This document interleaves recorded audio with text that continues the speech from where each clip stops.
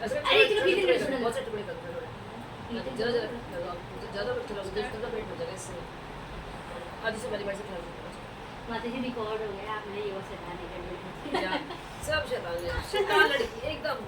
अच्छे से रिकॉर्ड कर दो अच्छे से ताकि कोई दोबारा शैतान नंबर 1 नहीं लगाना ऐसे ऐसे लगाना नहीं है वो बाहर के लोग भी लोग करते हैं ऐसे ऐसे लगा देते हैं मुझे अच्छा लगता है कि तो साद है ये शाद खाते हैं ना लिखते हैं कोई ब्राह्मण है ना ब्राह्मण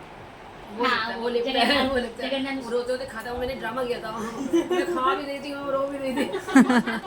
जगन्नाथ मिश्र घाट पे जो आता है ना ब्राह्मण जो वो लास्ट में से सो बाकी होता है बॉडी में हाँ वो अपने पूरे शरीर पे बन लेते हैं और खाते हैं क्योंकि वो वाला रोज भी कर नहीं पा रहा था मुझे करना पड़ा था बच्चे थे ना बच्चों को बना देते तो आप वहाँ पे बाबू बाबू नहीं थी पंडित जी हाँ गोदी बनाई थी ऐसे होती है ना ऐसे पूरा जो भी गोती है ऐसे गोदी बनाई थी ऐसे मेरा पूरा इतना मोटा था उसे फिट ही नहीं हो रहा था बड़े मुश्किल होती है बाल बहुत ज्यादा थे तो वो छोटे